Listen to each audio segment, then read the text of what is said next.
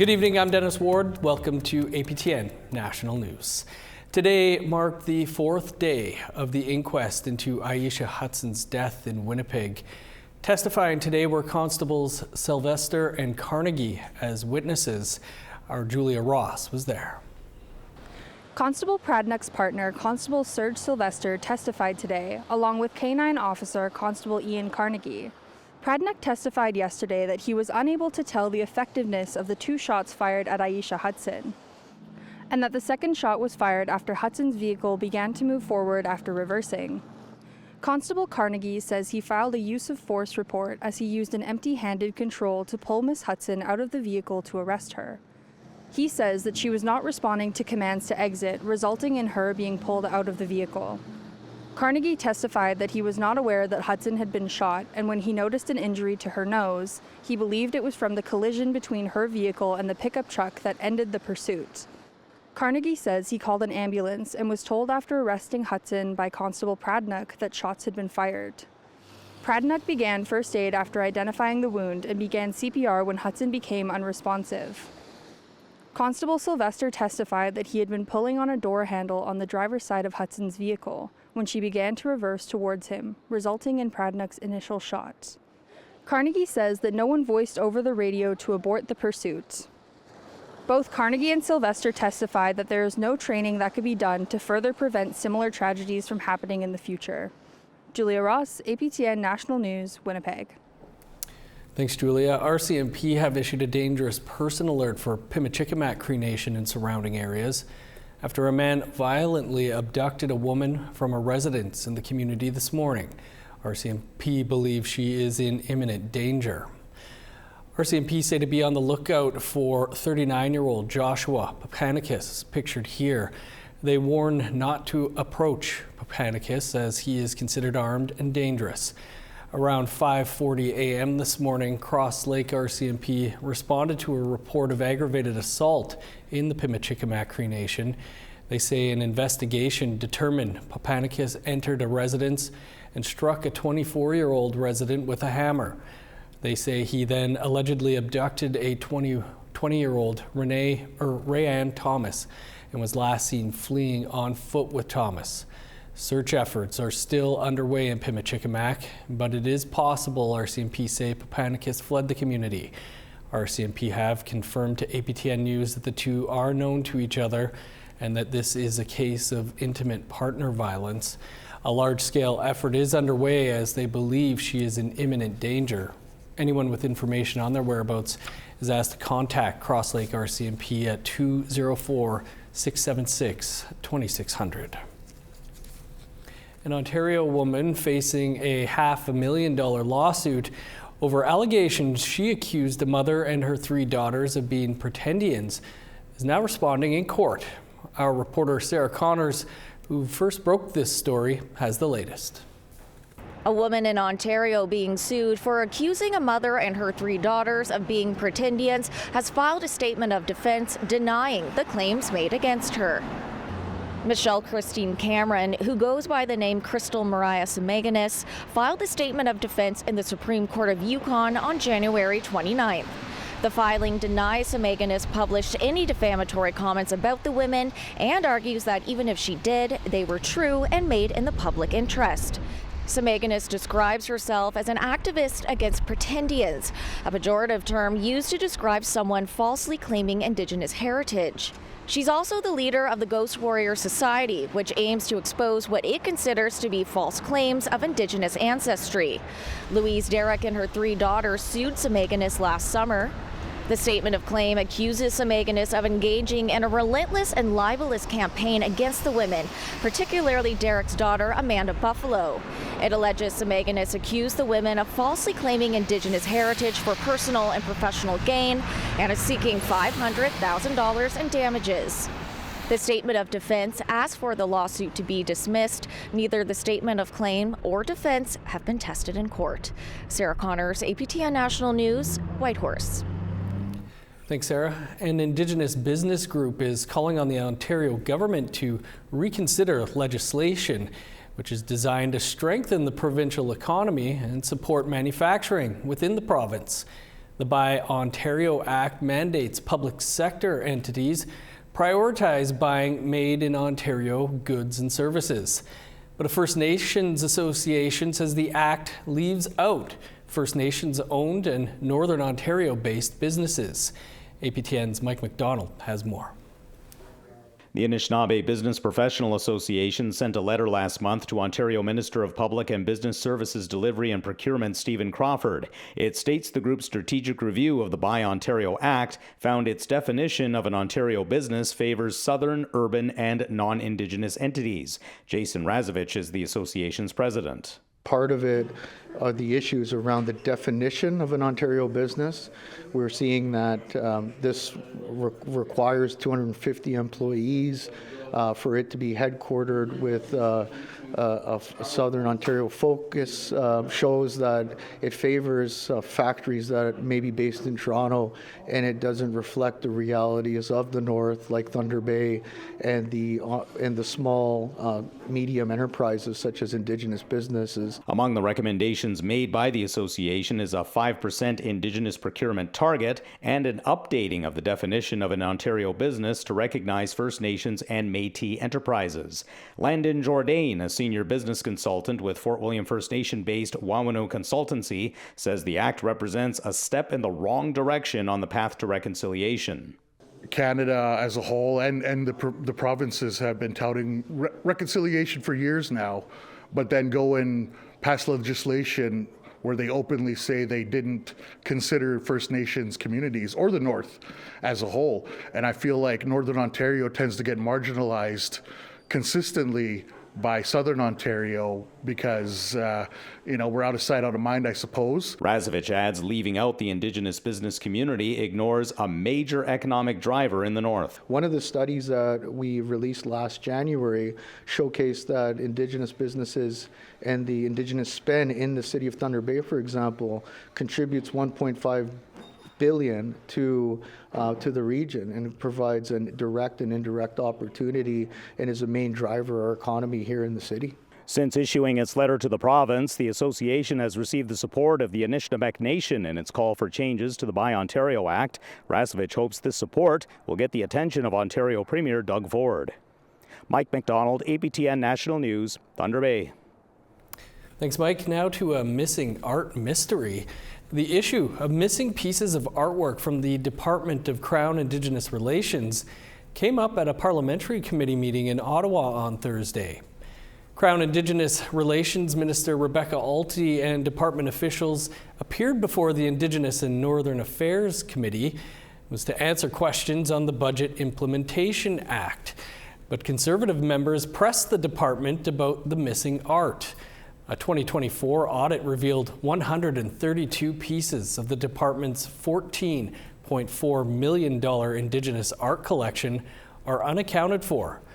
The works are looked after by the Indigenous Art Centre in Gatineau, Quebec, but due to renovations, they were moved to 2 temporary storage facilities in 2022.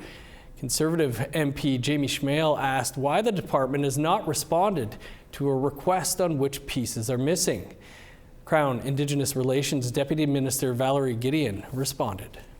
So out of the 132 unaccounted for items, we have 71 that remain unaccounted, but 66 of those 71 were acquired by regional offices prior to 1994.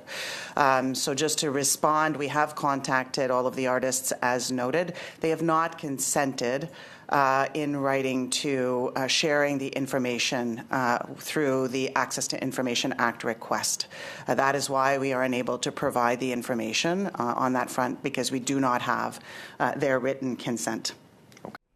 Time for a quick break, and then our Truth and Politics panel will be here to discuss the ongoing inquest into the death of Aisha Hudson. Stick around.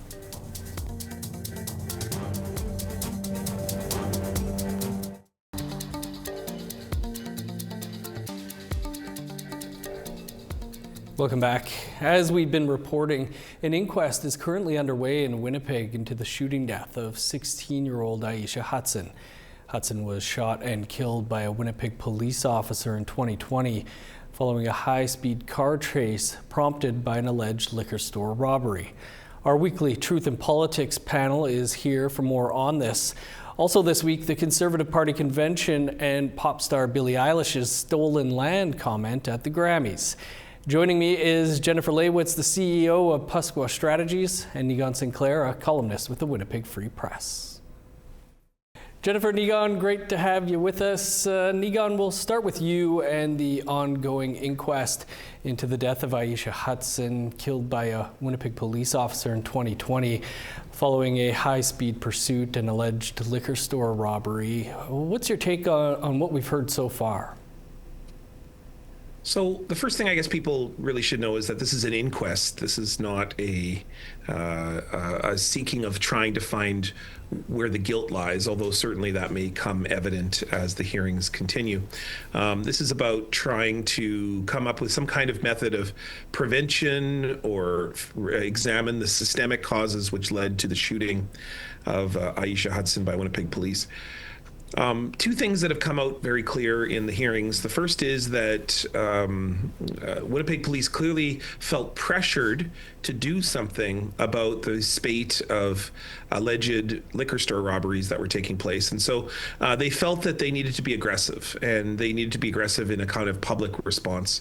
The second is that the Winnipeg police officers, what they're claiming to be a situation in which they felt threatened by Aisha behind the wheel of the car, the video evidence does not support that. It certainly suggests that there was a different perhaps reason why she was shot behind the driver's wheel. In fact, it just is so eerily similar to the situation in Minneapolis, in which you're seeing police officers saying one story and the actual people who are taking the video showing a much different scenario. It's a lot of very eerie similarities to what we're seeing in the States, and so it's hard not to notice that.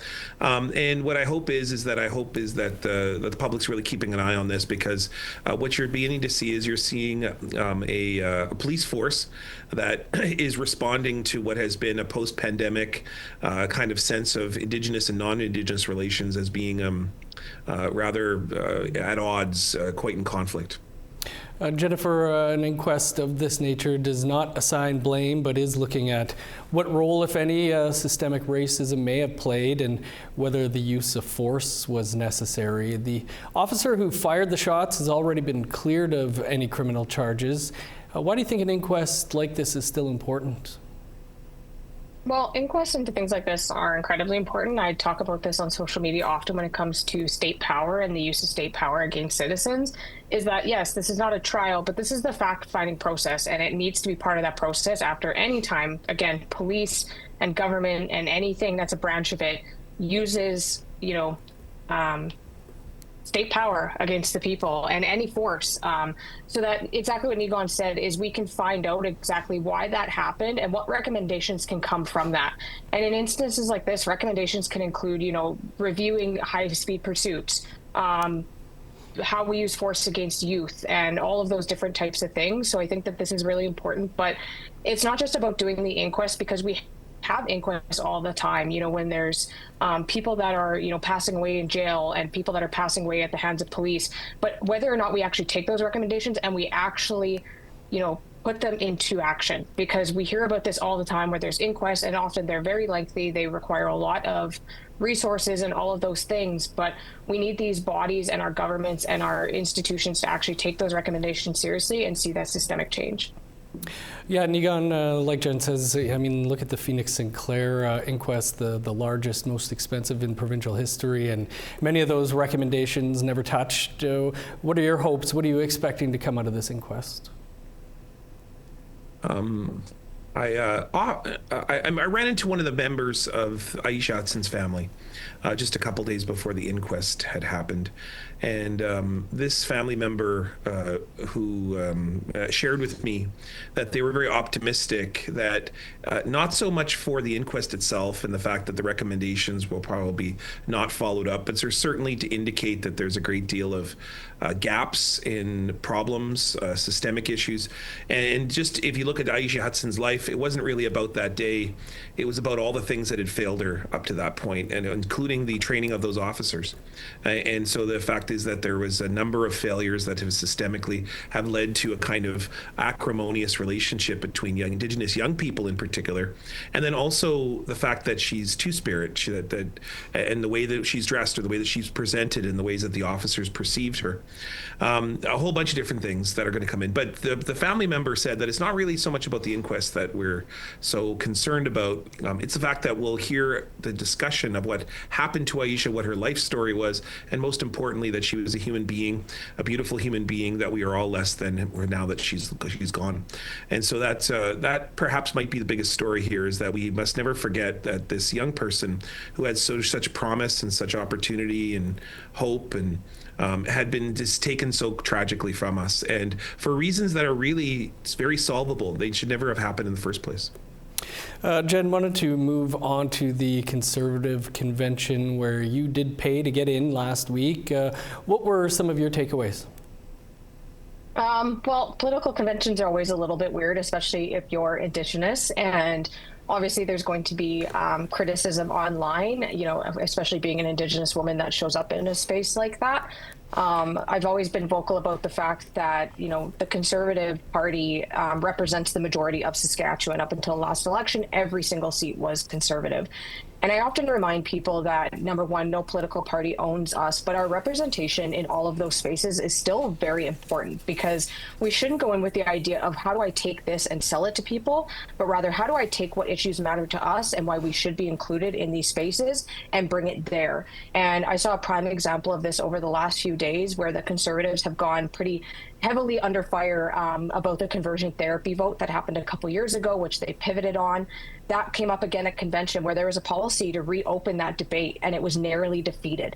And that's one of those areas where it's like, that is why representation and the diversity of people in politics is so important, because had the people that were against that type of issue and reopening the conversion therapy vote not attend, that might have passed, and that might have ended back up into the policy directive and might have been an issue on the Conservative Party's agenda if they ever form government.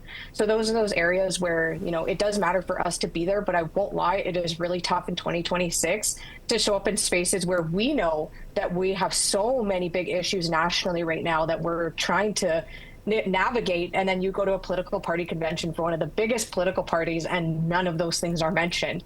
It's like, how can a government be ready, or how can a party be the government in waiting until it gets to that point where it's ready to address those things? And Jennifer did a whole op-ed on her experience at the Conservative convention. You can read that now over on our website, aptnnews.ca. We're going to talk about Billie Eilish over on the podcast. Thanks to you both. Thanks. APTN Investigates returns this weekend with an all-new episode.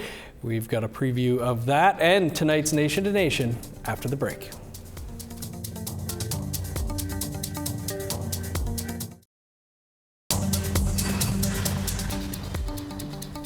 Welcome back. Time now for our photo of the day. And a furry little rabbit was spotted in Fran's front yard after she snapped this photo. And she immediately sent it to be shared with all of us. Thanks, Fran. Remember, for the chance to be our next photo of the day, send a picture right now to share at aptn.ca. Now let's look at tomorrow's weather forecast. Starting on the East Coast, -6 for Fredericton, 3 below and cloudy for Halifax. -24 for Kuujjuaq, 15 below with the sun out in Nain. -5 in Montreal, cloudy and 8 below for Chibougamau. -3 with the sun out in Sault Ste. Marie, cloudy and -5 for North Bay. -7 for Thunder Bay, sunny and -14 for Sioux Lookout. -27 for Churchill, 19 below for Norway House. -13 for Winnipeg, 18 below in Barons River. -2 for Regina and Saskatoon, 3 below for North Battleford. -2 in Meadow Lake, snow and 8 below for Buffalo Narrows. In northern Alberta, -10 for High Level, cloudy and 5 below for Fort McMurray. 0 for Edmonton, +15 with the sun out in Lethbridge. 13 above in Vancouver and sunny, 5 in Kamloops. -3 for Prince George and Smithers, +1 in Dease Lake.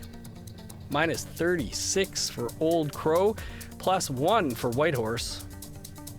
-19 for Yellowknife, 18 below in Norman Wells. -31 for Sax Harbor, 35 below in Inuvik. -31 for Chesterfield and Whale Cove, 32 below for Baker Lake. -37 in Resolute, 38 below in Igloolik.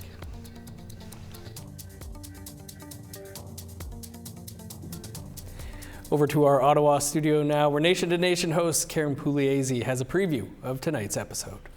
Today on Nation to Nation, U.S. President Donald Trump may have stepped back publicly, but Greenland's leadership says American ambitions haven't changed. We talked to two of our reporters who were just in Greenland about what they saw, what they heard, and why this moment's not over. We've got that coming up in less than 5 minutes, so please stick around. Thanks, Karen. APTN Investigates returns this week with an all-new episode. Reporter Kenneth Jackson sets out to expose how wartime industrial and government decisions poisoned land and water in the village of Noble, Ontario. It's another chapter of Canada's toxic legacy in the heart of the Anishinaabe territory, as contamination remains today. And the chief of nearby Shawanaga First Nation is demanding Canada clean up its mess. Here's a preview.